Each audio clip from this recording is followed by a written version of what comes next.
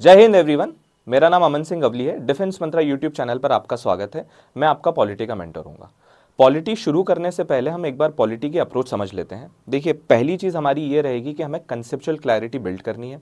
दूसरा, हमें foundation strong करना है। तीसरी चीज़, हमें एक्सपर्टीज डेवलप नहीं करनी है। तो इन शॉर्ट अगर मैं कहूँ तो हमारा अप्रोच एग्जाम ओरिएंटेड और पीवाईक्यू ओरिएंटेड होगा, ताकि हम कम से कम समय में पॉलिटी को पढ़ सकें और एग्जाम में ज़्यादा से ज़्यादा क्वेश्चन सॉल्व कर सकें। अब हमारा जो फर्स्ट टॉपिक है पॉलिटी में वो होगा प्रियम्बल। देखिए, प्रियम्बल का मतलब होता है प्रस्तावना। अगर मुझे कोई भी काम शुरू करना है तो मैं एक काम प्रस्ताव कर रखूंगा, प्रस्ताव देता हूं मैं, उसके बाद में उस पर डिस्कशन होगा, फिर चीजें स्टार्ट होती है। लेकिन प्रियम्बल के केस में ऐसा नहीं हुआ था। प्रियम्बल के केस में पहले कॉन्स्टिट्यूशन हमने इनेक्ट किया, उसके बाद में हमने प्रियम्बल अडॉप्ट किया था। तो इसका रीजन क्या होगा? देखिए, इसका रीजन कुछ नहीं है। देखिए, कॉन्स्टिट्यूशन जो है ना, वो कॉन्स्टिट्यूशन बनाना इटसेल्फ एक बहुत लेंदी और कॉम्प्लेक्स प्रोसेस है।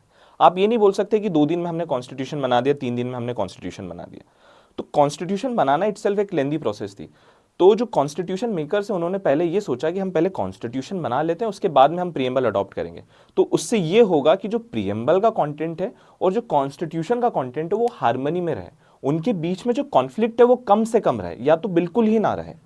तो पहली चीज हमें ये याद रखनी है कि प्रियम्बल ऑल्दो प्रस्तावना है, कॉन्स्टिट्यूशन इनेक्ट होने के बाद में हमने प्रियम्बल को अडॉप्ट किया है। अब आप कहेंगे कि प्रियम्बल होता क्या है? देखिए, प्रियम्बल का कुछ नहीं है, प्रस्तावना मैंने आपको बता दिया था होता है। अगर मैं उसको दूसरे वर्ड्स में कहूं, इसको पैराफ्रेज करूं, तो it is nothing but असेंस of the constitution. असेंस का मतलब यह है कि कॉन्स्टिट्यूशन की जितनी भी चीजें, कॉन्स्टिट्यूशन का जितना भी कंटेंट है, उसकी जो समरी है वो प्रियम्बल में है। अगर मुझे कॉन्स्टिट्यूशन के आर्टिकल्स को लॉजिकली समझना है, सुप्रीम कोर्ट के जजमेंट्स को लॉजिकली समझना है, हाई कोर्ट के जजमेंट्स को लॉजिकली समझना है, इंडियन शेड्यूल्स जो हमारे शेड्यूल्स हैं उनको अगर समझना है, तो मुझे अगर प्रियम्बल की अंडरस्टैंडिंग है तो मैं इन सारी चीज़ों को लॉजिकली समझ सकता हूं। तो इसीलिए हम हमारा पहला टॉपिक पॉलिटी में, हम हमारा पहला टॉपिक प्रियम्बल रखते हैं। आई होप यहां तक आपको चीजें समझ में आ गई होगी। तो प्रियम्बल में हमने देख लिया अभी तक क्या होता है। Preamble is nothing but असेंस of the constitution, preface of the constitution और समरी ऑफ द कॉन्स्टिट्यूशन। ये 3 चीजें आपको याद होनी चाहिए। प्रीफेस याद होना चाहिए, असेंस याद होना चाहिए, समरी याद होना चाहिए। हमने ये भी देख लिया है कि कॉन्स्टिट्यूशन को हमने पहले इनेक्ट किया, उसके बाद में फिर हमने प्रियम्बल को अडॉप्ट किया था।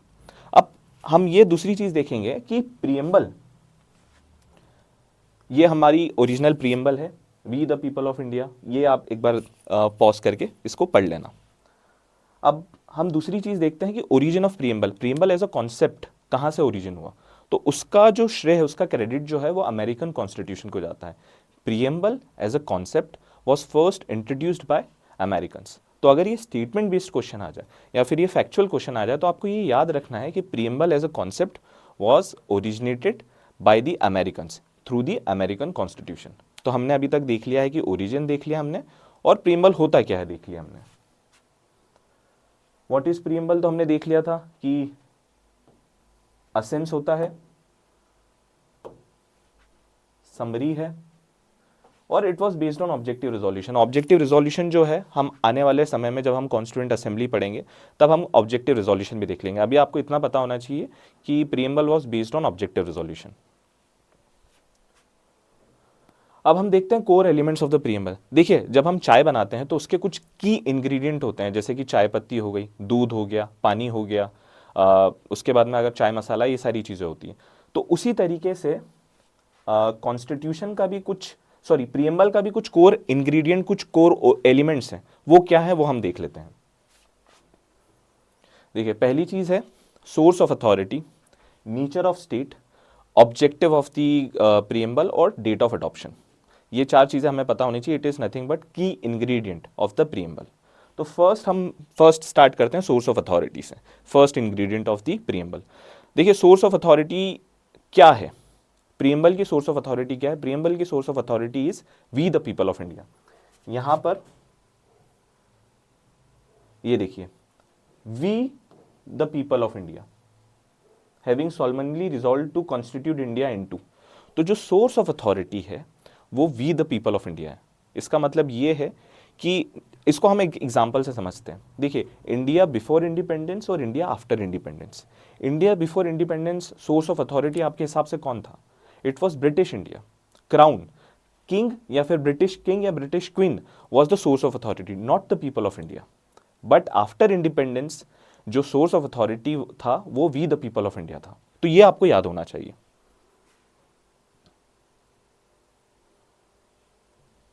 ठीक है, we the people of India. और ऐसा क्यों था? Because Indian constitution was made by the people of India, not by the king, not by government, not by any army. तो we the people of India में क्यों है? Because Indian constitution is made by the people of India, not by king, not by army, not by any government. अगर आप किसी दूसरे देश की बात करेंगे, जैसे आप नॉर्थ कोरिया की बात करेंगे, तो नॉर्थ कोरिया में सोर्स ऑफ अथॉरिटी क्या वी द वहाँ के लोग हैं? बिल्कुल नहीं है। वहाँ का जो सुप्रीम लीडर है, जो किम जोंग उन है, वो वहाँ के सोर्स ऑफ अथॉरिटी। लेकिन इंडिया में source of authority is we the people of India, because Indian constitution is made by the people of India. अब एक्चुअली आप सोच रहे होंगे कि लोगों ने कैसे बना दिया, उस टाइम पे इलिटरेसी भी बहुत ज़्यादा थी। देखिए, आपको ये पता होना चाहिए कि लोगों ने नहीं बनाया है, लोगों के द्वारा चुने गए लोगों ने बनाया है, मतलब रिप्रेजेंटेटिव्स ने बनाया है। इवेंचुअली उन रिप्रेजेंटेटिव्स को चुना किसने था? वो लोगों ने चुना था उस टाइम के। तो इसीलिए हम कहते हैं कि Indian constitution is made by the people of India.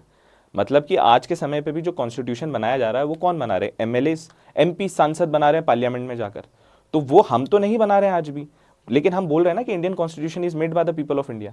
क्यों? क्योंकि वो चुने गए थे उस समय के लोगों द्वारा, पॉलिटिकल रिप्रेजेंटेटिव चुने गए थे, वो कॉन्स्टिट्यूएंट असेंबली में गए हैं, कॉन्स्टिट्यूएंट असेंबली में डिस्कशन हुआ है, उसके बाद में फिर हमने कॉन्स्टिट्यूशन को फाइनलाइज किया है। तो ये हमें पता होना चाहिए। आई होप यहाँ तक आपको चीज़ें समझ में आई होगी कि सोर्स ऑफ अथॉरिटी आपको बस इतना याद रखना है इंडियन कॉन्स्टिट्यूशन का में is we the people of India, source of authority, ये आपको याद होना चाहिए। फिर अब हम आ जाते हैं नेचर ऑफ इंडियन स्टेट पर। देखिए, नेचर ऑफ इंडियन स्टेट को समझने से पहले आप ये जो वर्ड है नेचर, इसको आप समझिए। देखिए, एज एन इंडिविजुअल मेरा नेचर शाय हो सकता है, मेरा नेचर इंट्रोवर्ट हो सकता है, मेरा एक्सट्रोवर्ट हो सकता है। उसी तरीके से जो इंडियन स्टेट है उसका क्या नेचर है? देखिए, इंडियन स्टेट का नेचर जो है ना वो सोवरेन है, सोशलिस्ट है, सेक्युलर है, डेमोक्रेटिक है और रिपब्लिक है। अब आप ये कहेंगे कि ये सारी चीज़ें होती क्या हैं, तो वो हम आने वाले समय में इसको कवर करेंगे। ये जैसे सोवरेन है, सोशलिस्ट, सेक्युलर, डेमोक्रेटिक, रिपब्लिक, ये नेचर ऑफ इंडियन स्टेट है, ये हमें याद होना चाहिए। अब पहला नेचर है सोवरेन। सोवरेन वर्ड जो होता है ना, अगर इसको मेरे को सिंपल वर्ड में, लेमन लैंग्वेज में समझना है, तो मैं ये कहूँगा कि कंप्लीटली इंडिपेंडेंट। अगर मुझे सोवरेन शब्द का सिनोनिम ढूंढना है तो वो होगा कंप्लीटली इंडिपेंडेंट। तो फिर सोवरेन स्टेट क्या होता है? देखिए, पहली चीज़ है, यहाँ तक हमने देख लिया था, it means being completely independent. Sovereign का मतलब ये होता है। तो what is the meaning of sovereign state then? देखिए, sovereign state is nothing but state जो कि इंडिपेंडेंट है। Sovereign state is that state which is independent. अब इसको भी आप एक एग्जाम्पल से समझिए। India before independence and India after independence. क्या India before independence sovereign state था? नहीं था। क्यों नहीं था? देखिए, आपको इसका एक एग्जाम्पल से समझाता हूँ। वर्ल्ड वॉर 1 हुआ, वर्ल्ड वॉर 2 हुआ, इंडिया नहीं चाहता था उसमें पार्टिसिपेट करना, लेकिन इंडिया को फिर भी डेलिबरेटली पार्टिसिपेट वर्ल्ड वॉर 1 और वर्ल्ड वॉर 2 में कराया गया था। तो इसका मतलब ये था कि जो भी डिसीजंस थे इंडिया के, वो इंडिया ले रहा था, उसके लोग ले रहे थे? नहीं, it was actually taken by crown, British India वो सारे डिसीजंस ले रहा था। तो इसका मतलब था India before independence sovereign state नहीं था। लेकिन आज के समय पे अगर वर्ल्ड वॉर 3 हुआ है, या फिर आप इजराइल पैलेस्टीन का कॉन्फ्लिक्ट है, या फिर रशिया यूक्रेन का वॉर है, उसमें इंडिया एक न्यूट्रल पार्टी है, क्योंकि इंडिया सोवरेन स्टेट है। यूएसए हमें मजबूर नहीं कर सकता, यूएसए हमें ये नहीं कह सकता you have to participate in it. इसका मतलब ये है कि we are taking our own decisions. ठीक है, we are taking our own decisions.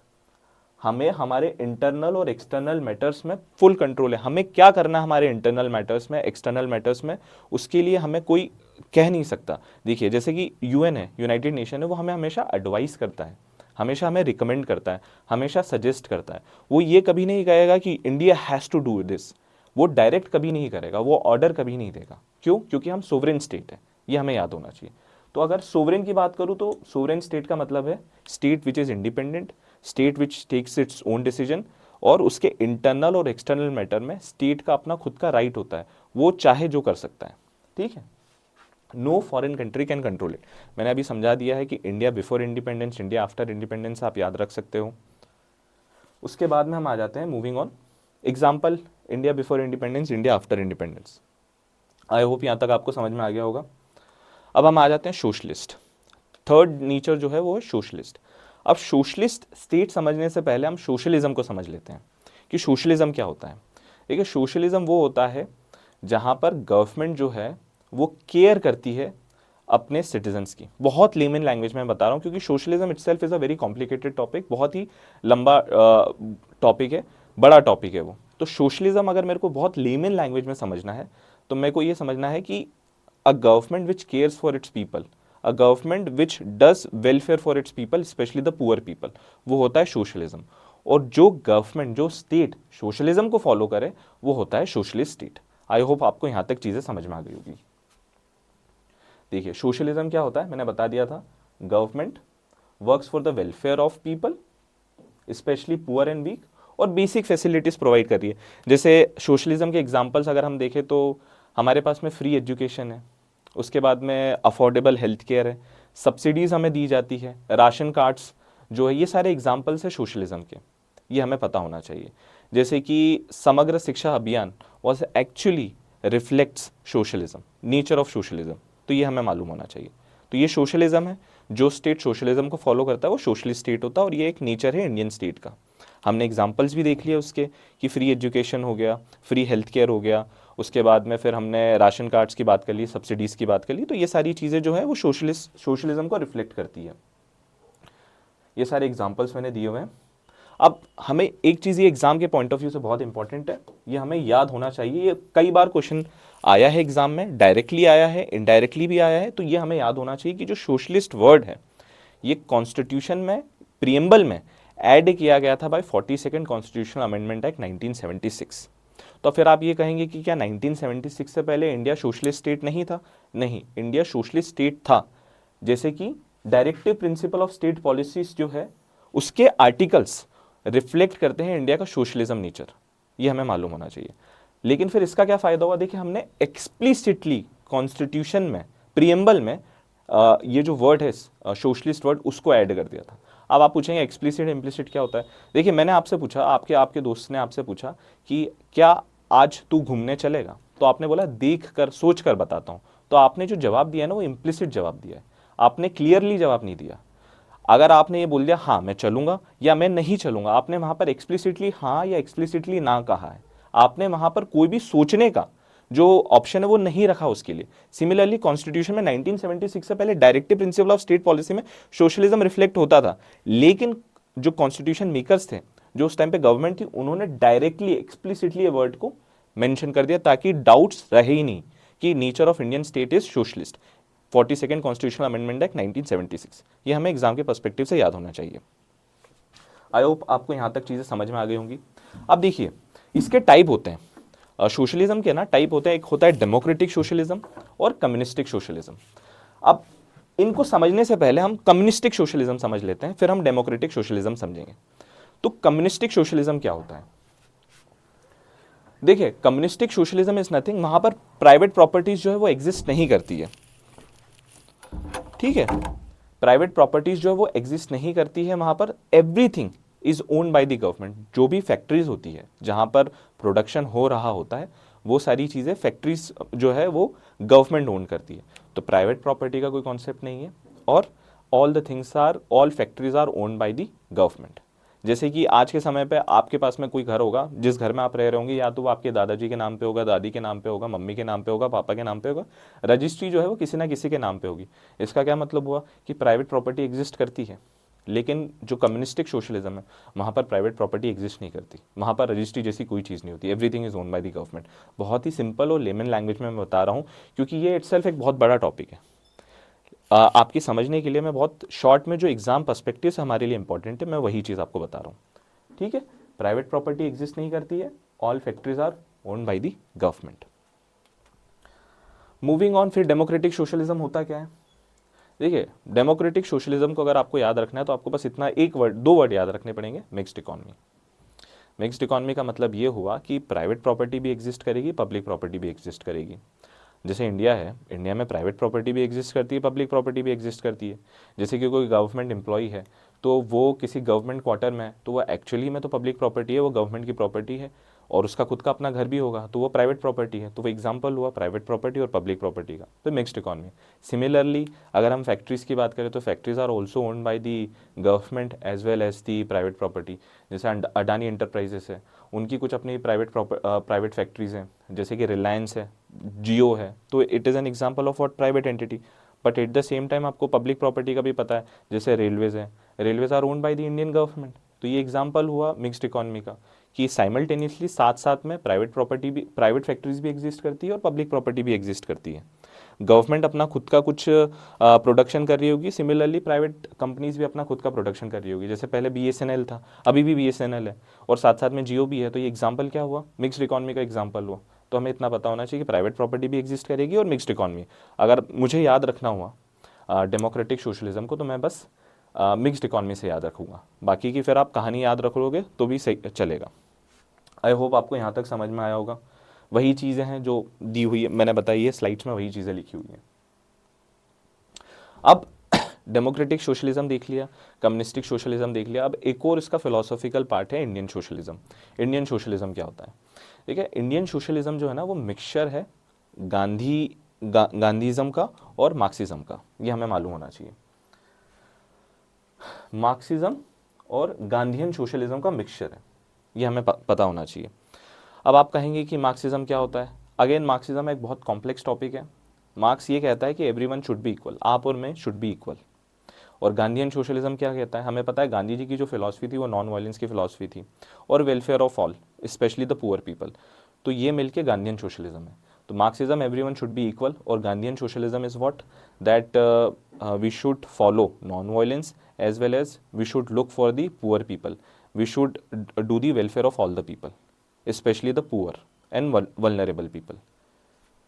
तो ये है इंडियन सोशलिज्म। बस याद रखना है हमें कि क्या होता है Indian socialism. Indian socialism is nothing but a mixture of Marxism and Gandhian socialism. In case, वैसे क्वेश्चन नहीं आता है ये वाला, लेकिन इन केस अगर आपसे पूछ लिया गया, स्टेटमेंट बेस्ड क्वेश्चन भी पूछ लिया गया कि Indian socialism is only talks about Gandhian socialism, तो वो गलत हो जाएगा। Indian socialism only talks about Marxism, तो वो भी गलत हो जाएगा। हमें पता होना चाहिए कि it is a mixture of Marxism and Gandhian socialism, और उसमें भी जो हैवी इन्फ्लुएंस है वो गांधीयन सोशलिज्म का है। मतलब कि 70% गांधीयन सोशलिज्म हो गया और 30% मार्क्सिज्म हो गया। तो उसमें जो डोमिनेंस है वो किसका है? गांधीयन सोशलिज्म का है। ये हमें मालूम होना चाहिए। जैसे कि एवरीवन, मार्क्स ने कहा था everyone should be equal, Gandhian socialism ने नॉन वायलेंस की बात करता है और वेलफेयर ऑफ ऑल की बात करता है। ठीक है, आई होप आपको यहाँ तक समझ में आया होगा। अब सेक्युलर है। मुझे लगता है आपने ये वर्ड तो कई बार इंस्टाग्राम पे, पॉलिटिकल डिबेट्स में, न्यूज़ चैनल में सुना होगा। तो पहले हम सेक्युलर स्टेट समझने से पहले हम सेक्युलर वर्ड का मतलब समझ लेते हैं।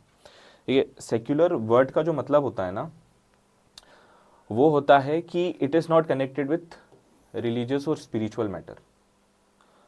सेक्युलर का मतलब यही है कि something, a thing is not connected with spiritual और religious matter.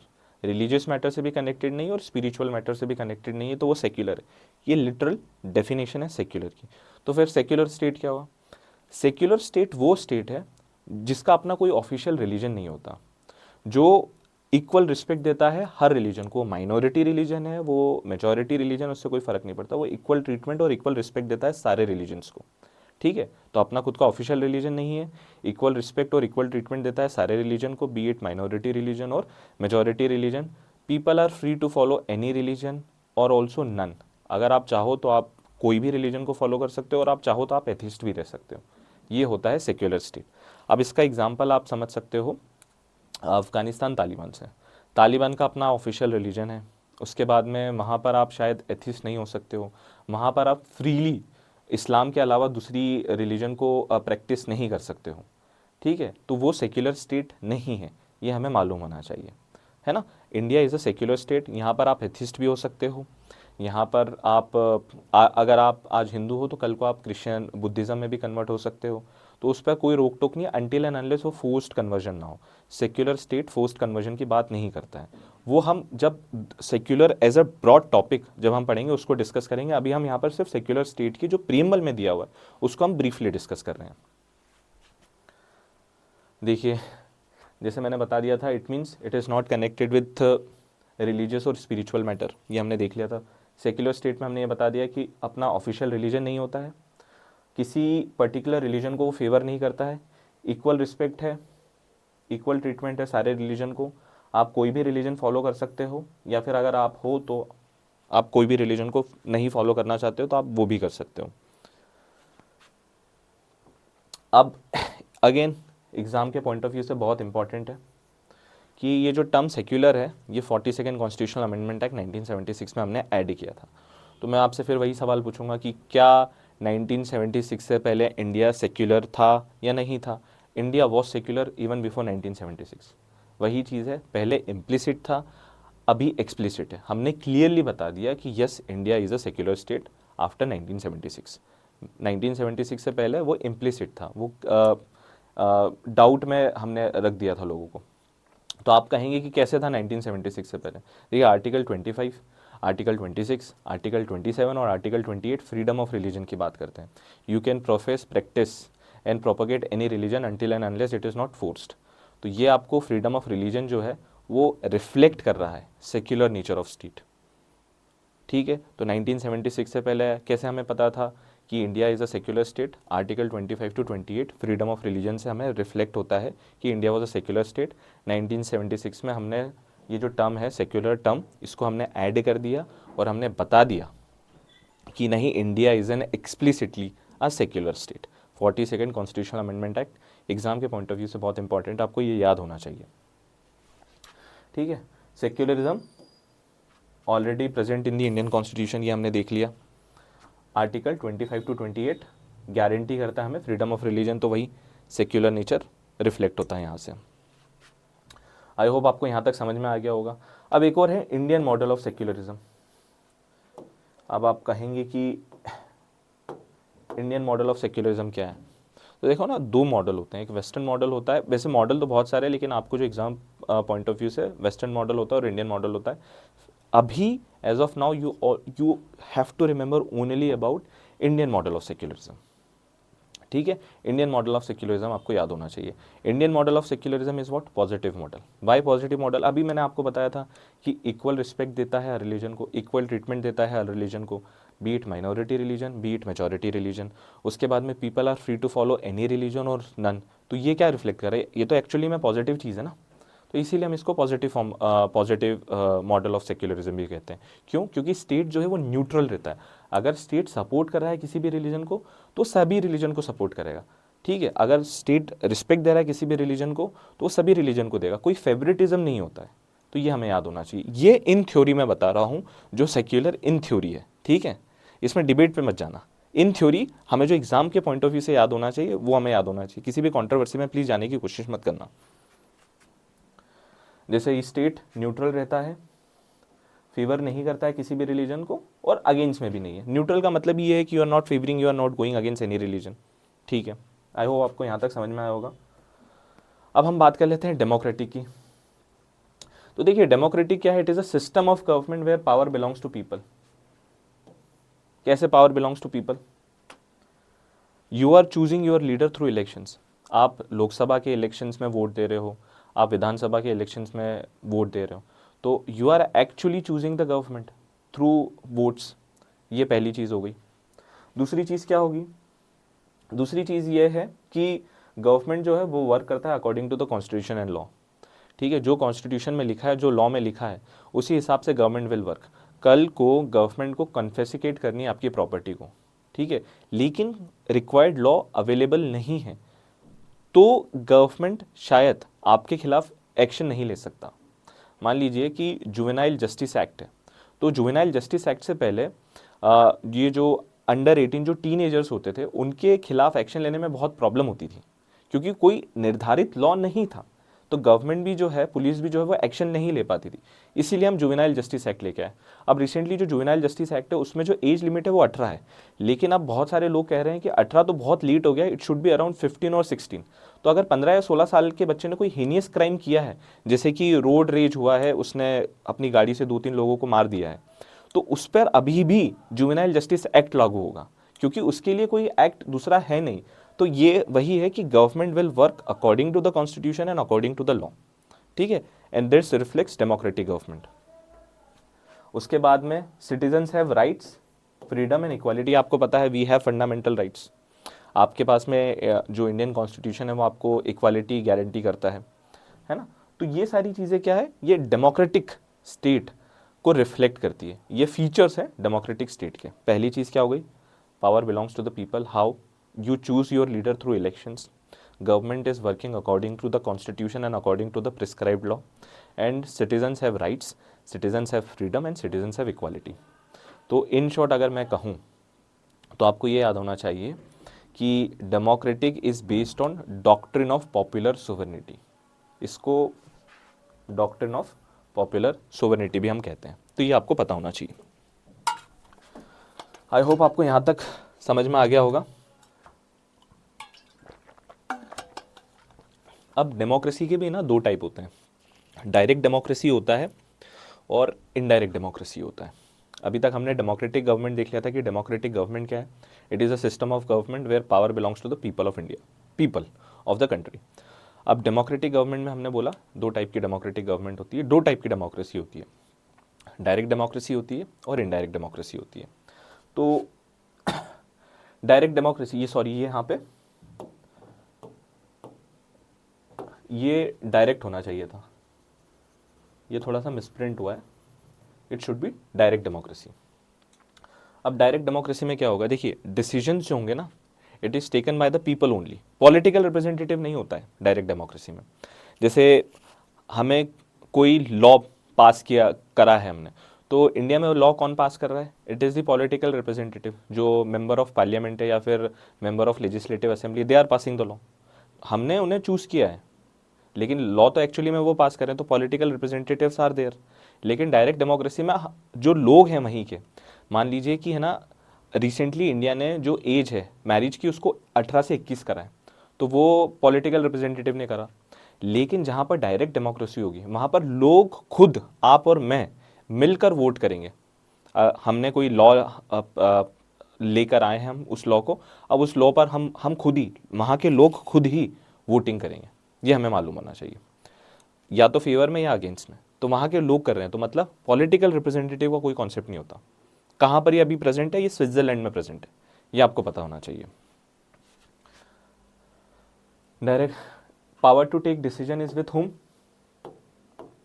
Power to take decision is with the people, political representative exist नहीं करते हैं, और एग्जाम्पल है स्विट्जरलैंड, ये डायरेक्ट डेमोक्रेसी है ना। ये मिसप्रिंट है तो इसको थोड़ा ध्यान रख लेना, it is a direct democracy. फिर इनडायरेक्ट डेमोक्रेसी क्या होगा, देखो इनडायरेक्ट डेमोक्रेसी जहाँ पर पॉलिटिकल रिप्रेजेंटेटिव एग्जिस्ट करते हैं वो इनडायरेक्ट डेमोक्रेसी, जैसे इंडिया है। इंडिया में मैंने अभी आपको बताया ना कि अगर कोई लॉ पास करना है तो कौन करेगा, हमारे पॉलिटिकल रिप्रेजेंटेटिव करेंगे, एमएलएस करेंगे, एमपीस करेंगे, हम तो जाके नहीं करेंगे, हम तो वोटिंग नहीं करेंगे, वो सारे लोग करेंगे, तो वो इनडायरेक्ट डेमोक्रेसी। इवेंचुअली उनको चूज किसने किया है, हमने किया है थ्रू इलेक्शंस, बस इतना हमें पता होना चाहिए। पॉलिटिकल रिप्रेजेंटेटिव प्रेजेंट है, they are elected by the people through elections, और पॉलिटिकल रिप्रेजेंटेटिव डिसीजंस लेते हैं, लॉ बनाते हैं और पावर को एक्सरसाइज करते हैं। तो अब पॉलिटिकल रिप्रेजेंटेटिव प्रेजेंट है तो इसीलिए हम इनको रिप्रेजेंटेटिव डेमोक्रेसी भी कहेंगे।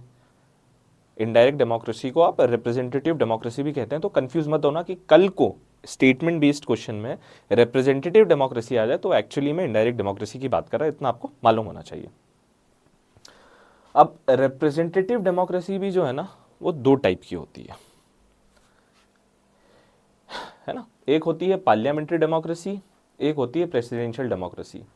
आपको अभी मैंने बोला था मेंबर ऑफ पार्लियामेंट, तो India is what, India is an example of parliamentary democracy.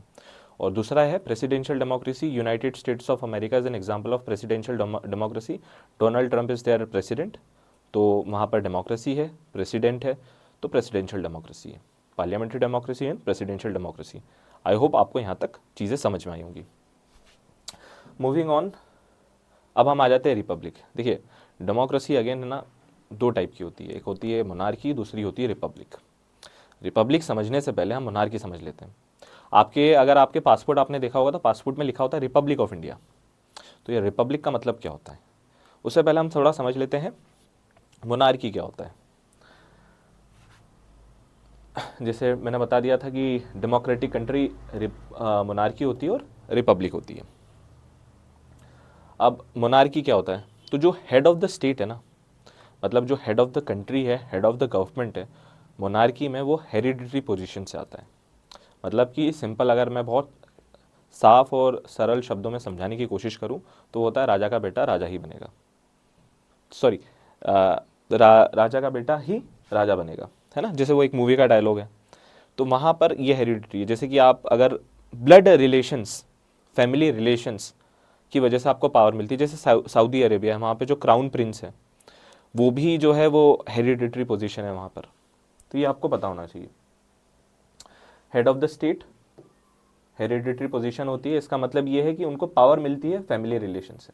आप वहाँ पर इलेक्शन नहीं लड़ सकते। हेरिडिटरी जो यूनाइटेड किंगडम है वहाँ पर मोनार्की है, ऑल्दो वो डेमोक्रेसी है लेकिन वो फिर भी मोनार्की है। मतलब वहाँ पर PM head of the state नहीं है, वहाँ पर जो हेड ऑफ द स्टेट है वो है किंग या फिर क्वीन। पहले जो एलिजाबेथ टू की डेथ से पहले जो हेड ऑफ द स्टेट था वो एलिजाबेथ टू थी, ये हमें मालूम होना चाहिए। अब फिर रिपब्लिक क्या होता है? रिपब्लिक में जो हेड ऑफ द स्टेट है ना वो इलेक्टेड होता है। जैसे जो यूनाइटेड स्टेट्स ऑफ अमेरिका है वहाँ पर हेड ऑफ द स्टेट कौन है? उनका प्रेसिडेंट है, तो वो भी इलेक्टेड है। इंडिया में हेड ऑफ द स्टेट कौन है? इंडिया में जो head of the state prime minister नहीं होता है, याद रखना, प्रेसिडेंट होता है। और वो जो प्रेसिडेंट है ना वो इनडायरेक्टली इलेक्टेड होता है for the term of 5 years. तो हेड ऑफ द स्टेट में रिपब्लिक में क्या मतलब हुआ? रिपब्लिक का मतलब ये हुआ कि head of the state is elected. वो डायरेक्टली भी हो सकता है, इनडायरेक्टली भी हो सकता है। इंडिया के केस में head of the state is elected indirectly for the term of fixed period 5 years. तो रिपब्लिक में head of the state is directly elected for fixed term of 10 year. ऐसा नहीं है कि एक बार बन गए तो फिर वो आजीवन जब तक वो हैं तब तक वही रहेंगे। जैसे चाइना में जो कम्युनिस्ट पार्टी ऑफ चाइना है वहाँ पर जो शी जिनपिंग है वो अब जब तक वो हैं तब तक वही रहेंगे। वहाँ पर अब इलेक्शन का कॉन्सेप्ट ही खत्म हो गया, उन्होंने चूज़ कर लिया उनके लीडर को फॉर एवर के लिए। जब तक वो जिंदा है तब तक वही वहाँ के सुप्रीम लीडर रहेंगे। तो ये हमें याद होना चाहिए, head of the state fix period of time के लिए होता है। और इंडिया रिपब्लिक क्यों है मैंने बता दिया था कि president is elected, indirectly elected होता है फॉर 5 ईयर्स। आई होप आपको यहाँ तक चीज़ें समझ में आ गई होंगी। अब ऑब्जेक्टिव्स क्या है कॉन्स्टिट्यूशन के? मैं जब आपको इंग्रेडिएंट्स की बात कर रहा था तो मैंने बताया था कि 4 इंग्रेडिएंट है। पहली चीज़ है सोर्स ऑफ अथॉरिटी, दूसरा नेचर ऑफ स्टेट है, तीसरा ऑब्जेक्टिव और चौथा डेट ऑफ अडॉप्शन है। तो ऑब्जेक्टिव क्या है? अब आप ये लेक्चर देख रहे हो तो आपका कुछ ना कुछ ऑब्जेक्टिव होगा। आपका ऑब्जेक्टिव होगा कि पॉलिटी के कॉन्सेप्ट्स क्लियर किया जाए। आपका ऑब्जेक्टिव ये होगा कि ये पर्टिकुलर एग्जाम है, इसमें मेरे ज़्यादा से ज़्यादा क्वेश्चन सही हो ताकि मैं एग्जाम को क्लियर कर पाऊँ। तो ये आपका ऑब्जेक्टिव है। तो सिमिलरली ऑब्जेक्टिव कॉन्स्टिट्यूशन के ऑब्जेक्टिव क्या होंगे वो हमें प्रीएम्बल बता रहा है। ठीक है, क्या ऑब्जेक्टिव है? पहला ऑब्जेक्टिव है जस्टिस। ठीक है, अब जस्टिस आप पूछोगे कि जस्टिस होता क्या है? It means giving every person what is right and fair. मान लीजिए 2 स्टूडेंट हैं, ठीक है, उन्होंने सेम चीटिंग करी है। मतलब एक एग्ज़ाम में बैठे हुए हैं, मान लीजिए कि मैं यूपीएससी के कोई एग्ज़ाम देने गया हूँ और वहाँ पर मैंने चीटिंग करी और किसी दूसरे इंडिविजुअल ने भी चीटिंग करी। उसको दूसरा ट्रीटमेंट मिल रहा है, मुझे दूसरा ट्रीटमेंट मिल रहा है। मुझे हार्श पनिशमेंट मिल रही है, उसे लेस हार्श पनिशमेंट मिल रही है। तो क्या है, जस्टिस हुआ? नहीं, ये जस्टिस नहीं। जस्टिस का मतलब है giving every person what is right and fair. ठीक है, आपने छोटा सा लॉ तोड़ा, आपको 10 साल की सज़ा होगी। तो आपको फेयरनेस दिख रही है क्या उस लॉ में? आपने लॉ ब्रेक किया है, मान रहा हूँ, लेकिन उसके हिसाब से प्रोपोर्शनल आपको सज़ा मिलनी चाहिए ना। तो फेयर सज़ा आपको कहाँ मिली? आपने ट्रैफिक रूल तोड़ा और आपको 10 साल की सज़ा हो गई। किसी ने मर्डर किया, उसको 6 महीने की सज़ा हो गई। तो फेयरनेस कहाँ है? तो जस्टिस का क्या मतलब हुआ? Giving every person what is right and fair. ठीक है, 3 टाइप के जस्टिस की बात करी है प्रीएम्बल में। एक बार मैं आपको दिखा देता हूँ।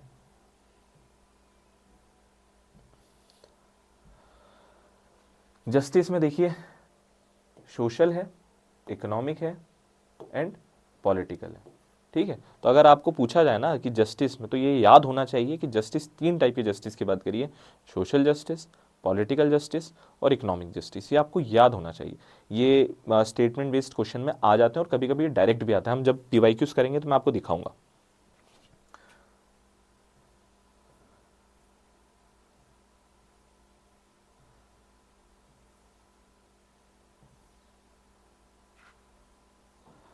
तो अब पहले हमने जस्टिस में देख लिया था कि जस्टिस होता क्या है, giving every individual what is right and fair. Social justice में यही है कि आपको आपका डिस्क्रिमिनेशन नहीं होना चाहिए on the basis of caste, on the basis of colour, on the basis of gender, ठीक है, on the basis of from where you belong. जैसे सोशल जस्टिस की सबसे अच्छी बात करें तो जो नॉर्थ ईस्टर्न लोग होते हैं उनके खिलाफ काफ़ी डिस्क्रिमिनेशन, रेसिज्म हमें नॉर्थ इंडिया या फिर मेन लैंड इंडिया या साउथ इंडिया में देखने को मिलता है, तो वो फिर it is against social justice, ये हमें मालूम होना चाहिए।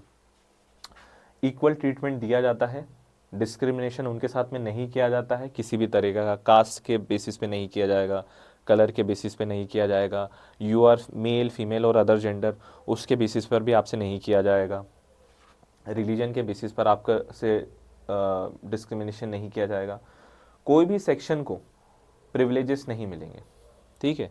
मान लीजिए कि आप है ना किसी पर्टिकुलर जगह से बिलोंग करते हैं, आपने कोई लॉ ब्रेक किया है तो आपके लिए कॉन्स्टिट्यूशन में एक अलग से सज़ा है।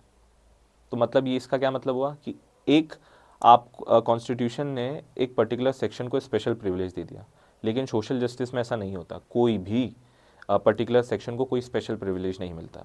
जैसे कि आप साउथ कोरिया जाते हैं तो वहाँ पर, या फिर आप जापान जाते हैं तो वहाँ पर बहुत सारे ऐसे बार्स होते हैं जहाँ पर साउथ एशियन को अलाउड नहीं किया जाता। तो वो क्या है, it is against social justice. वहाँ पर वो सोशल इनजस्टिस हो रहा है कि we don't allow Indians, Pakistanis, Bangladesh, Nepalis. Bar में ओपनली लिखा हुआ होता है, या फिर बाउंसर्स आपको मना कर देते हैं कि नहीं, you belongs to you are Indian, you can not enter into this pub और बार। तो ये क्या है, you are being discriminated on what, आपकी नेशनैलिटी के ऊपर, आपके कलर के ऊपर, आपके रेस के ऊपर। तो it is against social injustice, social justice.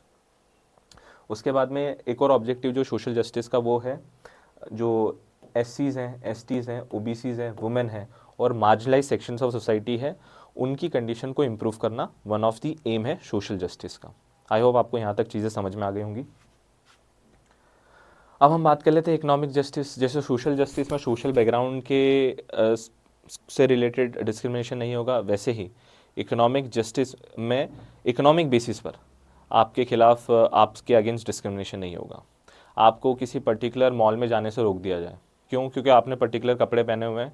मान लीजिए मैं कुर्ते पजामे में किसी मॉल में चले गया और मुझे मना कर दिया जाए, नहीं नहीं नहीं, ये हम स्टेटस मेंटेन करके रखते हैं, you have to wear particular clothes, तभी आप इस मॉल में एंटर कर सकते हो। तो it is against economic justice. Although वो सोशल जस्टिस भी होगा, लेकिन वो इकोनॉमिक जस्टिस भी आ जाएगा, क्योंकि आपको जो है आपकी इनकम के हिसाब से, आपकी इकोनॉमिक बैकग्राउंड के हिसाब से आपको जज किया जा रहा है, ठीक है। तो इकोनॉमिक बेसिस पर कोई भी डिस्क्रिमिनेशन नहीं होगा। अब इकोनॉमिक जस्टिस का, जैसे हमने सोशल जस्टिस का गोल देखा था कि कंडीशंस को इम्प्रूव करना एससीज, एसटीज, वुमेन और दूसरे मार्जिनलाइज सेक्शन ऑफ सोसाइटी के, वैसे ही इकोनॉमिक जस्टिस का गोल क्या है, जो इनइक्वालिटी है वेल्थ में, प्रॉपर्टी में, इनकम में, उसको एंड करना है। जैसे कि अम्बानीज है और हम हैं, तो इनकम इनइक्वालिटी बहुत ज़्यादा है, फिर हमसे भी गरीब कोई लोग हैं, तो उसको जो ये इनइक्वालिटी है वेल्थ में, इनकम में और प्रॉपर्टी में, उसको हमें एंड करना है। वो इकोनॉमिक जस्टिस का ऑब्जेक्टिव है, ठीक है।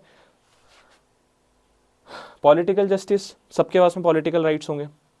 जब आप एलिजिबल हो जाते हो वोट देने के लिए, तो आपको ये नहीं कहा जाएगा, नहीं नहीं, इलेक्शन कमीशन आपको आके ये नहीं बोलेगा you can not give vote. क्यों? क्योंकि कॉन्स्टिट्यूशन में गारंटी है आपको, अगर आपने सारी कंडीशन फुलफिल करी है, अगर आप इंडिया के सिटीजन हो और आपने जो भी कंडीशन होती है एलिजिबल वोटर बनने के लिए, उसको आपने फुलफिल कर दिया, उसको आपने पूरा कर दिया है, उसके बाद में अगर आपसे इलेक्शन कमीशन बोले नहीं, you can not become a voter और you can not give vote, तो फिर वो आपके अगेंस्ट पॉलिटिकल जस्टिस हो जाएगा।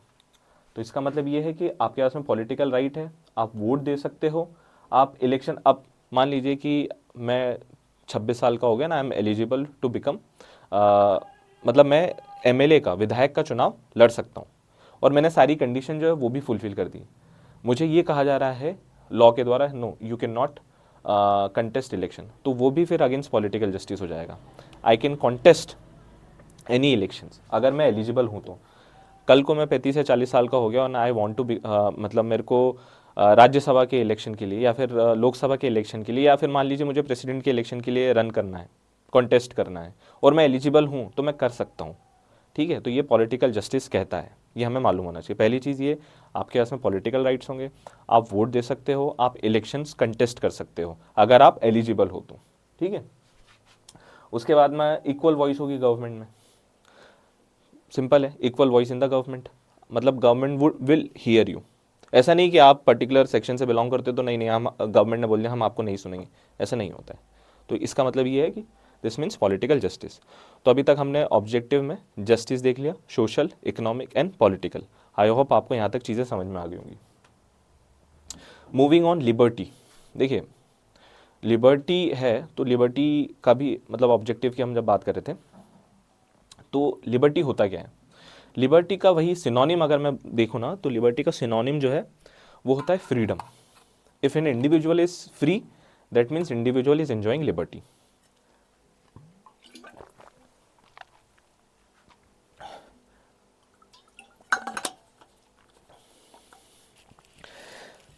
देखिए ये होता है फ्रीडम, सिंपली मीन्स फ्रीडम। अब अब लिबर्टी कॉन्स्टिट्यूशनल सेंस में क्या होता है, it means that there are no restrictions by the government on the activities of individual.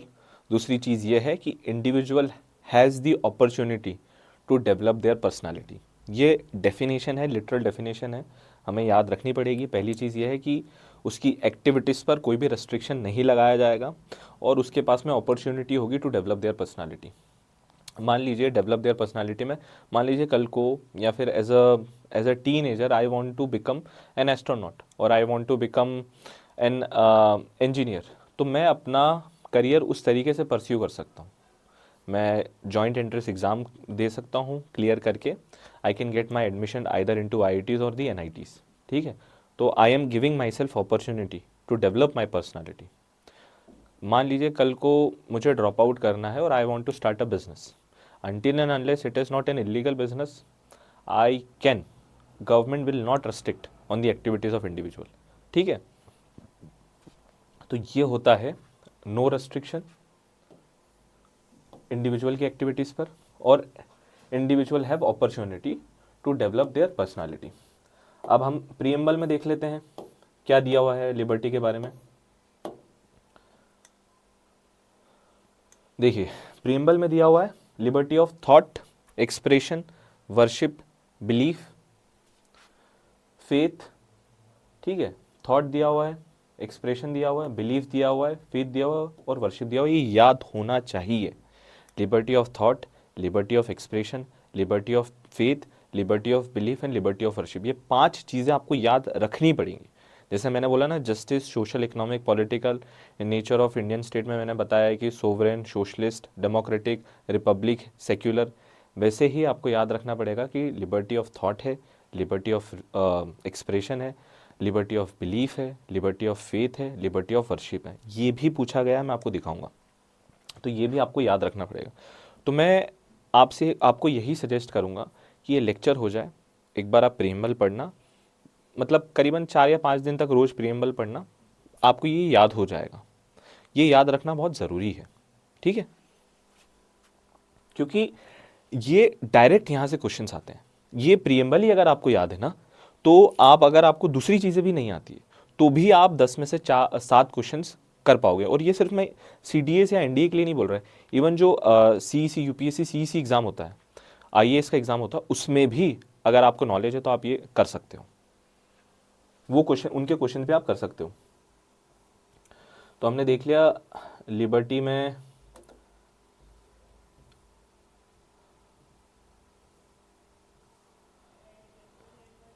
ठीक है, प्रीएम्बल गारंटी करता है थॉट का, एक्सप्रेशन का, बिलीफ का, फेथ एंड वर्शिप का, ही हमने देख लिया था। लिबर्टी का मतलब होता है फ्रीडम, सिंपली जो सिनोनिम होता है वो फ्रीडम होता है।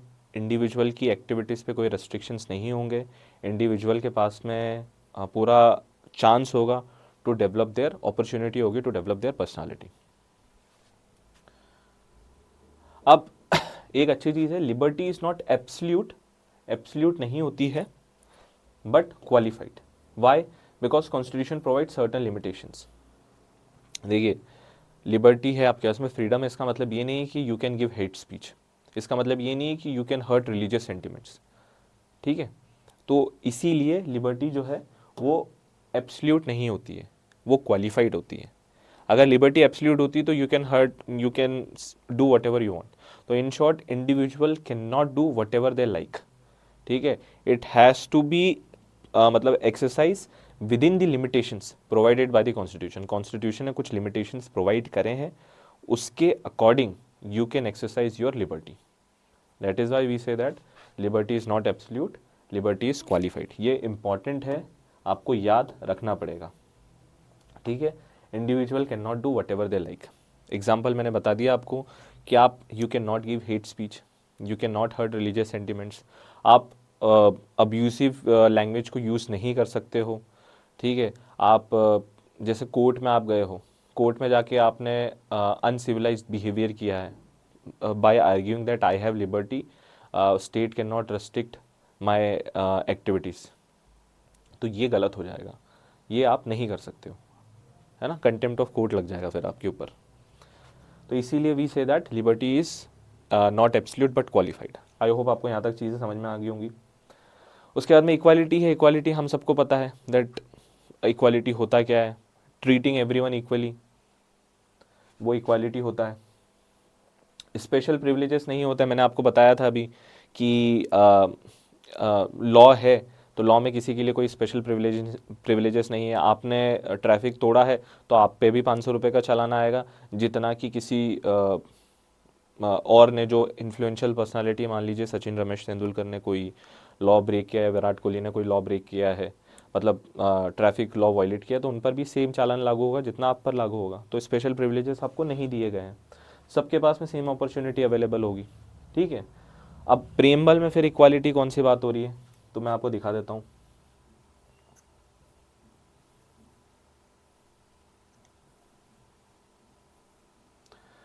प्रीएम्बल में इक्वालिटी ऑफ स्टेटस है और equality of opportunity and to promote among them all, दो चीज़ें हैं। स्टेटस का इक्वालिटी है और इक्वालिटी ऑफ अपॉर्चुनिटी है। अब अगर आपने 12th फेल वो मूवी देखी है तो उसमें आपने देखा होगा कि जो मेल लीड है उसके पास में अपॉर्चुनिटीज़ कम थी, और जो फीमेल लीड है उनके पास में अपॉर्चुनिटीज़ ज़्यादा थी टू परस्यू देयर करियर, है ना। तो इक्वालिटी ऑफ अपॉर्चुनिटी वहाँ पर नहीं है, लेकिन कॉन्स्टिट्यूशन बोलता है कि हमें इक्वालिटी ऑफ अपॉर्चुनिटी को प्रोवाइड करना है और प्रमोट करना है सभी केस में। और इक्वालिटी ऑफ स्टेटस है। इक्वालिटी ऑफ स्टेटस वही है कि कानून की नज़रों में विराट कोहली भी का भी स्टेटस सेम है और मेरा भी स्टेटस सेम है। विराट कोहली भी सिटीजन ऑफ इंडिया है और I am also citizen of India, ठीक है। तो ये इक्वालिटी ऑफ स्टेटस की बात हो गई। इक्वालिटी ऑफ अपॉर्चुनिटी हमने देख लिया, इक्वालिटी ऑफ स्टेटस हमने देख लिया। आई होप आपको यहाँ तक चीज़ें समझ में आ गई होंगी। इक्वालिटी होता क्या है, स्पेशल प्रिविलेजेस नहीं होते हैं, और कॉन्स्टिट्यूशन में इक्वालिटी ऑफ अपॉर्चुनिटी और इक्वालिटी ऑफ स्टेटस दिया हुआ है to promote among them all. अब ये डायमेंशन है इक्वालिटी के, देखिए 3 टाइप के डायमेंशंस कॉन्स्टिट्यूशन में दिए हुए हैं। एक सिविक इक्वालिटी दिया हुआ है, पॉलिटिकल दिया हुआ है और इकोनॉमिक दिया हुआ है। और इसके कुछ कॉन्स्टिट्यूशन आर्टिकल्स हैं। आर्टिकल 39 इकोनॉमिक इक्वालिटी से रिलेटेड है, पॉलिटिकल इक्वालिटी रिलेटेड है आर्टिकल 325 326 से, और सिविक इक्वालिटी जो है वो 14 15 16 17 18 है। ये जब हम कॉन्स्टिट्यूशन के आर्टिकल्स पढ़ेंगे ना तब ज़्यादा क्लियर समझ में आएगा। अभी बस आप इतना देख लीजिए कि सिविक इक्वालिटी किससे रिलेटेड है, क्योंकि कभी कभी मैच द कॉलम में आ सकता है कि civic equality article 39, political equality article 14 और सिविक इकोनॉमिक इक्वालिटी आर्टिकल 16। इस तरीके से वो मैच द पेयर में आपसे पूछ सकते हैं। अभी तक पूछा नहीं है, लेकिन आने वाले समय में शायद पूछ लें। तो इसीलिए आपको बस इतना याद होना चाहिए कि कौन सा आर्टिकल कौन सी इक्वालिटी से रिलेटेड है। अब हम आ जाते हैं फ्रेटर्निटी। तो फ्रेटर्निटी का वही, अगर मेरे को उसका मतलब समझना है तो फ्रेटर्निटी मीन्स ब्रदरहुड, भाईचारा, ठीक है। कॉन्स्टिट्यूशन में प्रीएम्बल में पहले तो हमने देख लिया ब्रदरहुड भाईचारा है। उसके बाद में कैसे प्रमोट होता है, पहले हम देख लेते हैं प्रीएम्बल में कौन सी फ्रेटर्निटी दी हुई है। देखिए फ्रेटर्निटी में डिग्निटी ऑफ द इंडिविजुअल है and unity and integrity of nation है। ये दो चीज़ें आपको मालूम होनी चाहिए, है ना। Assuring the dignity of individual and unity and integrity of nation.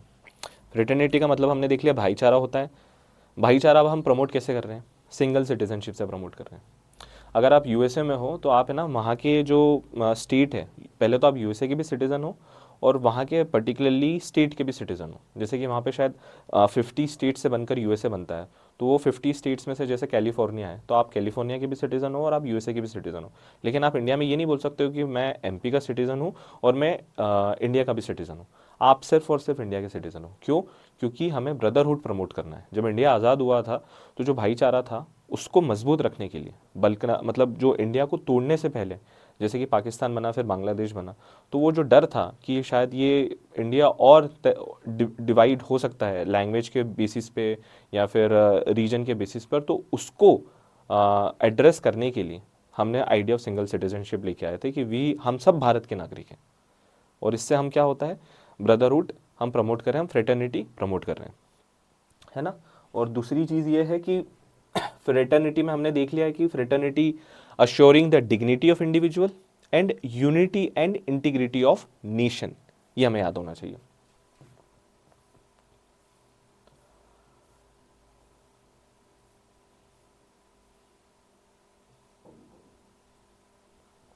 देखिए सिंगल सिटीजनशिप, उसके बाद में आर्टिकल 51 है, फंडामेंटल ड्यूटीज़ में एक क्लॉज है जो कि ब्रदरहुड प्रमोट करता है। जब हम फंडामेंटल ड्यूटीज़ पढ़ेंगे तब आपको पता चल जाएगा। अगर आपको अभी भी देखना है तो आप गूगल करके आर्टिकल 51A में देख सकते हैं कि कौन सा जो प्रोविज़न है वो ब्रदरहुड को प्रमोट कर रहा है। तो हमें यह पता होना चाहिए कि ब्रदरहुड होता है, it is promoted by single citizenship, and article 51A हमने देख लिया था। और दो चीज़ें हमने देखी थी, dignity of individual and unity and integrity of nation. अब आपको एक और चीज़ यहाँ पे इंपॉर्टेंट याद होनी चाहिए कि ये जो unity and integrity of nation है ना, इसमें जो ये इंटीग्रिटी है ये again 42nd constitutional amendment act से ऐड किया था। ठीक है, तो अभी तक हमने देखा कि तीन चीज़ें हमने 42nd कॉन्स्टिट्यूशनल अमेंडमेंट एक्ट से प्रीएम्बल में ऐड करी है। वो है सबसे पहले इंटीग्रिटी, सेक्युलर और उसके बाद में सोशलिस्ट। ठीक है, तो मैं इसको ऐसे याद रखता हूँ, ISS इंटरनेशनल स्पेस स्टेशन के तौर पे मैं याद रखता हूँ। एक ही बार है कि इंटीग्रिटी है, सेक्युलर है और सोशलिस्ट है। ठीक है, तो एक ही बार हमने प्रीएम्बल को अभी तक अमेंड किया है, वो 42nd कॉन्स्टिट्यूशनल अमेंडमेंट एक्ट से किया था। ये भी पूछा गया है कि how many times preamble has been amended, तो only one time preamble has been amended by the 42nd constitutional amendment act and it was which terms added, integrity, then secular and then socialist. ये तीन चीज़ें आपको याद होनी चाहिए। वही चीज़ें लिखी हुई है कि इंटीग्रिटी को ऐड किया था 42nd अमेंडमेंट से। अब आर्टिकल 1 जो है ना वो कहता है यूनियन ऑफ स्टेट। जब हम आर्टिकल 1 पढ़ेंगे तो मैं बताऊंगा, उसमें लिखा हो यूनियन ऑफ स्टेट, मतलब कि मिलजुल के बना हुआ स्टेट है ना। हमारे पास में अराउंड 28 स्टेट्स हैं और 8 यूनियन टेरिटरीज हैं, तो ये है यूनियन ऑफ स्टेट। इसका मतलब क्या हुआ? इसका मतलब ये हुआ कि states can not leave the union. Madhya Pradesh, West Bengal ये नहीं बोल सकता कि मुझे ये जो इंडियन यूनियन है उससे अलग होना है, उसके पास में कोई राइट नहीं, ये हमें मालूम होना चाहिए। That is why we say that it is the indestructible nature है। तमिलनाडु ये नहीं बोल सकता कि हमें इंडिया से अलग होना है, या फिर पंजाब हमसे ये नहीं कह सकता इंडिया से कि हमें इंडिया से अलग होना है, क्योंकि वो इनडिस्ट्रक्टेबल नेचर है, ये स्टेट्स के पास में राइट नहीं है। That is why we say that it is a union of state and this reflects what, indestructible nature of Indian union. ठीक है, बहुत सारे स्टेट से मिलकर इंडियन यूनियन बना है, लेकिन ये जो यूनियन है ये टूट नहीं सकता। That is why we say that indestructible nature है। अब कुछ चीज़ें हैं, ये जो हमने अभी तक देखा था ना, ऑब्जेक्टिव में मैंने बताया था कि लिबर्टी है, इक्वालिटी है, फ्रेटर्निटी है, तो ये बोरोड कहाँ से हुआ है? ये जो आइडियल्स हैं ये कहाँ से बोरो हुए हैं? ये बोरो हुए हैं, आपको याद रखना है, फ्रॉम फ्रेंच रिवॉल्यूशन। ये भी एग्जाम में पूछा गया है, ये याद होना चाहिए कि लिबर्टी, इक्वालिटी एंड फ्रेटर्निटी जो है वो हमने फ्रेंच रिवॉल्यूशन से बोरो किया या फिर सिंपल फ्रांस से बोरो किया। ठीक है,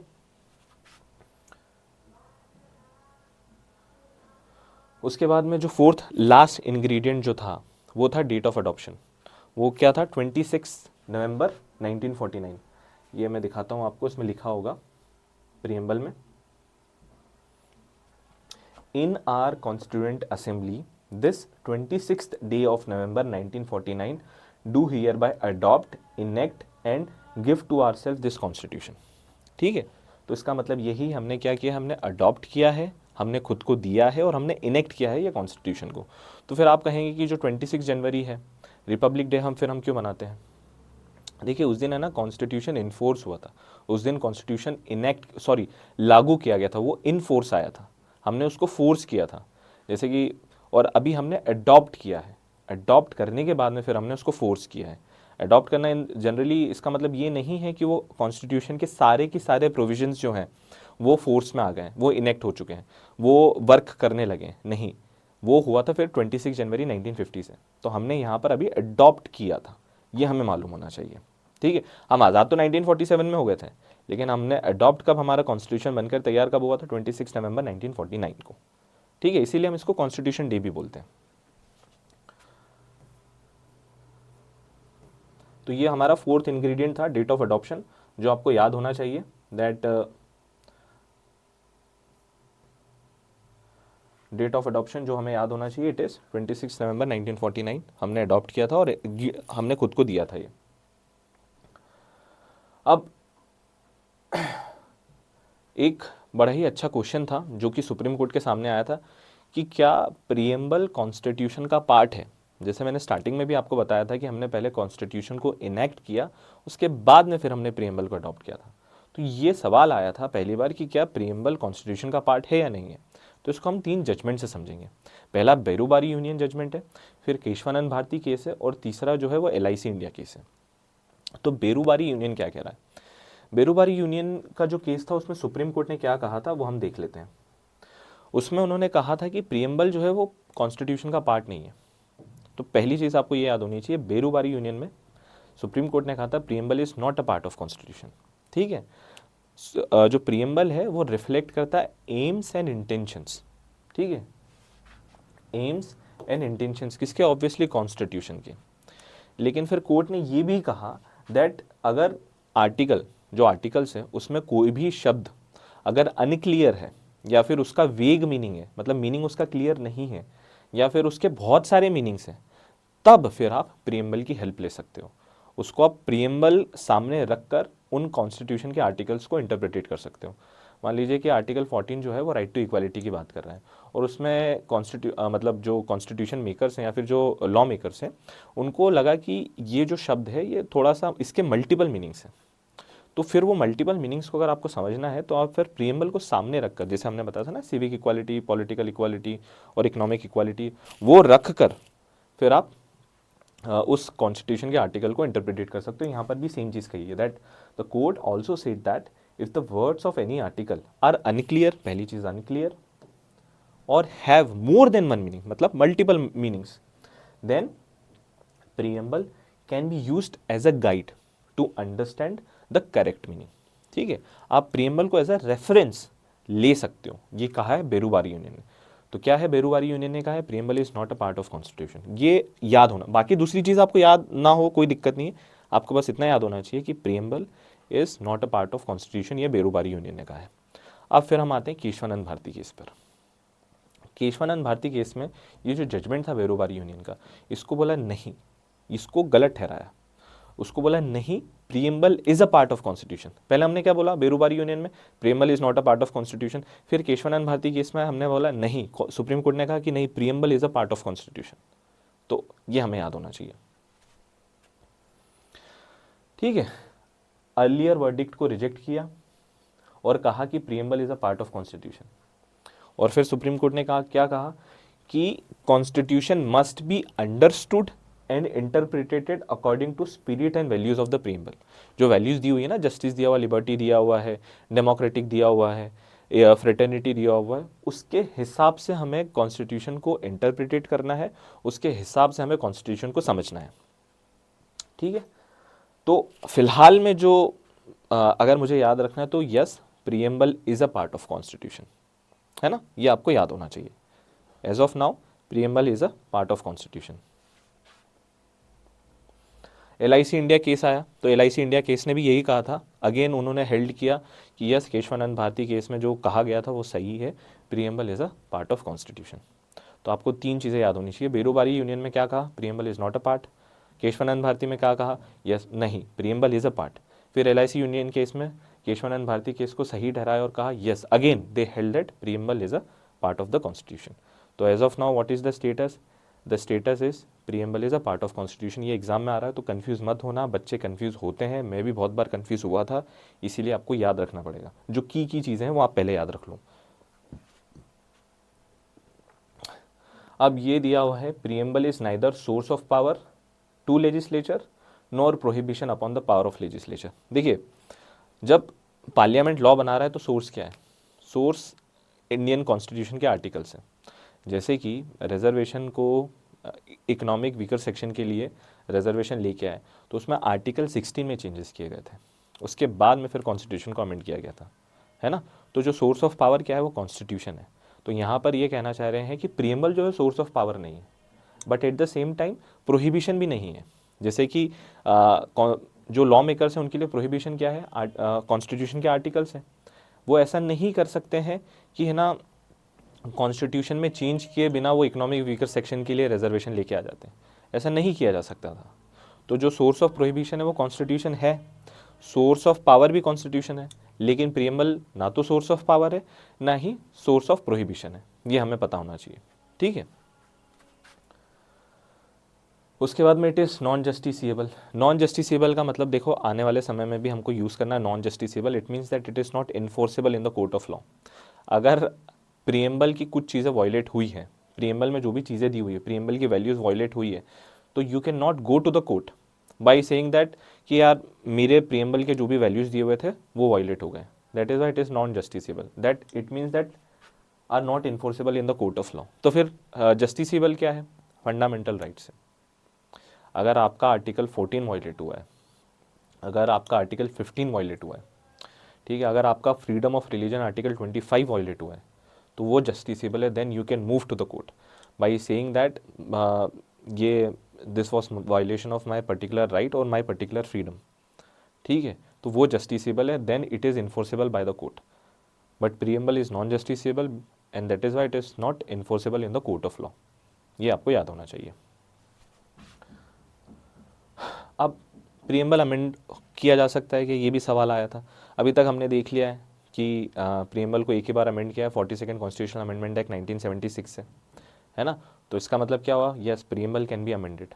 बट इसमें भी आपको याद होना चाहिए, केशवानंद भारती केस में जब सुप्रीम कोर्ट ने कहा था कि preamble is a part of constitution and it can be amended, तब सुप्रीम कोर्ट ने ये कहा था कि जो बेसिक फीचर है, जो बेसिक स्ट्रक्चर है कॉन्स्टिट्यूशन का, उसको आप चेंज नहीं कर सकते, उसको आप अमेंड नहीं कर सकते। तो आप पूछोगे बेसिक स्ट्रक्चर क्या होता है? जब हम कॉन्स्टिट्यूशन के फीचर्स पढ़ेंगे, जब हम बेसिक स्ट्रक्चर पढ़ेंगे, तब हम उसको डिटेल में डिस्कशन करेंगे। आपको अभी क्या याद होना चाहिए कि yes, preamble can be amended, but एक कंडीशन है। वो कंडीशन क्या है कि बेसिक स्ट्रक्चर जो है प्रीएम्बल का, कॉन्स्टिट्यूशन का, उसको आप चेंज नहीं कर सकते, ठीक है। मतलब अगर मेरे को समझाना हो बहुत लेमन लैंग्वेज में, तो ये जो मेरा बॉडी का बेसिक स्ट्रक्चर, एक राइट हैंड ये, लेफ्ट हैंड ये है और राइट हैंड ये है, तो मैं इसको इधर नहीं ला सकता और इसको इधर नहीं लेके जा सकता, क्योंकि वो बेसिक स्ट्रक्चर है। उसी तरीके से जो कॉन्स्टिट्यूशन का बेसिक स्ट्रक्चर है उसको आप चेंज नहीं कर सकते। बाकी दूसरी चीज़ें आप चेंज करना चाहो, मान लो कल को नया कोई वर्ड आपको ऐड करना है, तो आप वो ऐड कर सकते हो प्रीएम्बल में, अगर वो बेसिक स्ट्रक्चर को हार्म नहीं कर रहा है। इसीलिए जब सेक्युलर की बात होती है कि सेक्युलर वर्ड हटाना है, सेक्युलर वर्ड हटाना है, तो वो नहीं हट सकता, क्योंकि सेक्युलर जो है वो पार्ट है बेसिक स्ट्रक्चर का। आई होप आपको यहाँ तक चीज़ें समझ में आई होंगी। देखिए, वही लिखा हुआ है, केशवानंद भारती से पहले हमने देखा था बेरूबारी यूनियन में, it is not a part of constitution, so amend नहीं हो सकता। केशवानंद भारती में बोला कि पार्ट है तो अमेंड हो सकता है, लेकिन कंडीशन दे दी उन्होंने, बेसिक फीचर जो है वो अमेंड नहीं होंगे। तो कितनी बार हमने अभी ये कर ही लिया था, एक ही बार अमेंड हुआ है। अगर एग्जाम में आ रहा है तो आपको याद होना चाहिए सिर्फ एक ही बार अमेंड हुआ है, और इंटरनेशनल स्पेस स्टेशन ISS से आप याद रख सकते हो, इंटीग्रिटी, सेक्युलर और socialist.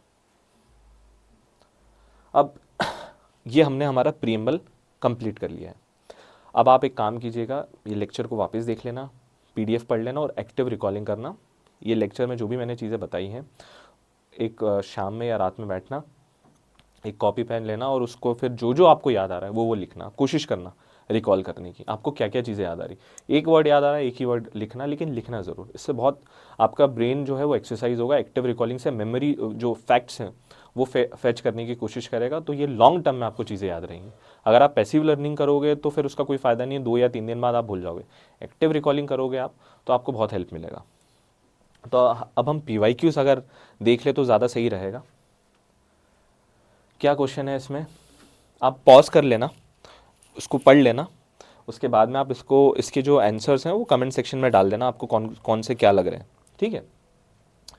Who among the following had move to objective resolution which form the basis of the preamble of the constitution of India in the constituent assembly on December 13, 1946।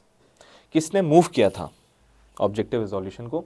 तो ये हमने नहीं पढ़ा है, लेकिन फिर भी इसका आंसर पंडित जवाहरलाल नेहरू है। उन्होंने मूव किया था ऑब्जेक्टिव रिजोल्यूशन को। हमने ये बात करी थी ना कि जो प्रीएम्बल है it is based on objective resolution, और वो ऑब्जेक्टिव रिजोल्यूशन किसने मूव किया था? पंडित जवाहरलाल नेहरू ने। डेट भी याद रख लेना, December 13, 1946, ठीक है। अब देखिए, आई होप आपको दिख रहा होगा, आप एक बार पढ़ लेना, पॉज कर लेना, उसके बाद में फिर इसका आंसर मुझे बताना। Among the following ideals and philosophy identify those enshrined in the preamble to the constitution of India. क्या पूछा उन्होंने कि कौन कौन सी चीज़ें प्रीएम्बल में दी हुई है? सिंपल शब्दों में, sovereign democratic Republic, socialism and secularism, capitalism and free trade. तो क्या होगा आपके हिसाब से? तो हमें पता है सोशलिज्म और सेक्युलरिज्म तो है, तो कहाँ कहाँ पे ऑप्शन 2 है, और यहाँ पे नहीं है, तो ये एलिमिनेट हो गया हमारा। बचा क्या? 1 2 1 2 3 एंड 2 एंड 3। कैपिटलिज्म तो हमने देखा था, कैपिटलिज्म की तो हमने बात ही नहीं करी, तो 3 हटाओ। तो मैंने 3 को निगेट किया, 3 को निगेट किया, 3 को निगेट किया, ऑटोमेटिकली 1 एंड 2 पे आया। जब हम एमसीक्यू सॉल्व करते हैं ना, तो मैं अप्रोच रखता हूँ निगेशन की, कौन सा ऑप्शन हटाना है, उससे फिर मैं ये देखता हूँ कि कोई सा ऑप्शन हट रहा है क्या, फिर मैं जाने की कोशिश करता हूँ। तो यहाँ पर सोवरेन डेमोक्रेटिक रिपब्लिक भी दिया हुआ है, सोशलिज्म एंड सेक्युलरिज्म, 1 एंड 2 इसका आंसर होगा। ये PYQs है, CDS के सारे PYQs हैं। अब है इसमें, आप अगेन पॉज कर लेना। Which of the following statement with regards to the preamble to the constitution of India is correct? कौन सी चीज़ है ये करेक्ट है? सिंपल पूछ रहा हूँ। Equality of status and equality of opportunity find mentions in the preamble, okay. The expression unity and integrity of nation was not there in the preamble since the beginning. अब इसका answer बताओ, ये अच्छा question है। देखिए क्या लिखा हुआ है, इक्वालिटी ऑफ स्टेटस। मैंने जब आपको पढ़ाया था तब भी मैंने बोला था कि ये दिया हुआ है, ये तो प्रीएम्बल में दिया हुआ है, equality of status and equality of opportunity, yes it is given, तो इट इज करेक्ट। अब सेकंड ऑप्शन क्या है? Second option is quite tricky. It is saying that expression unity and integrity of nation was not there in the preamble since the beginning. Starting से unity और integrity नहीं था। Yes this is correct. Integrity जो है वो हमने 42nd constitutional amendment act से add किया है, तो बिगिनिंग से नहीं है वो। Unity was there but expression unity and integrity was not there in the preamble since the beginning, ठीक है। अब which of the following terms were added to the preamble? देखिए तो सीधा सीधा पूछ लिया उन्होंने।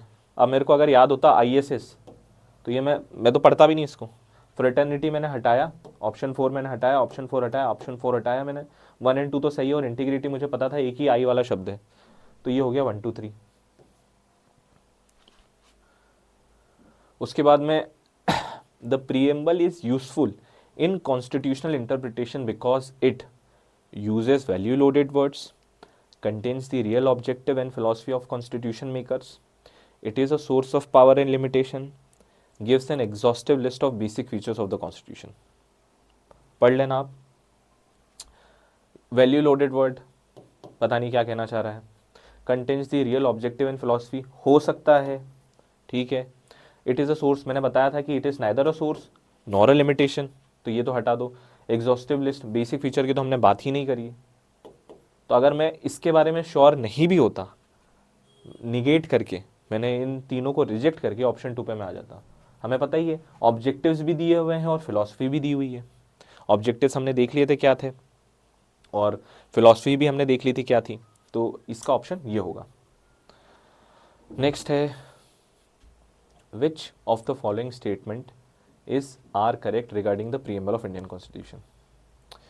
The preamble by itself is not enforceable in court of law, okay. Preamble states the objectives which the Constitution seeks to establish and promote, okay. The preamble indicates the source from which the Constitution derives its authority। क्या होना चाहिए आपके हिसाब से? अब इसका answer आप मेरे को है ना कमेंट सेक्शन में देना कि इसका आपके हिसाब से क्या सही आंसर होगा। ये लास्ट था आई होप आपको प्रियम्बल जो बेसिक है वो समझ में आया होगा। हमने प्रियम्बल को जो हमारा एग्ज़ाम पर्सपेक्टिव है उस हिसाब से कवर किया है, हमने उसको डिटेल में डिस्कस नहीं किया है। जितना भी हमें एग्ज़ाम के लिए इम्पोर्टेंट था उतना ही हमने डिस्कस किया है। अब आप एक काम कीजिएगा, इसको पीपीटी को देख लीजिएगा, वीडियो को अगर हुआ तो दोबारा आपको देखने की अगर इच्छा है तो आप देख लेना। रात में बैठना या सुबह बैठना, कभी भी बैठना, इसको एक्टिव रिकॉल करना जो भी लेक्चर में मैंने बताया है, और फिर जाके कुछ क्वेश्चन सॉल्व करने की कोशिश करना। आई एम मतलब गारंटी दे रहा हूँ 10 में से 8-9 सवाल तो आप कर पाओगे। PYQs आराम से हो जाएंगे। तो आई होप आपको ये चीज़ समझ में आई होगी। जय हिंद।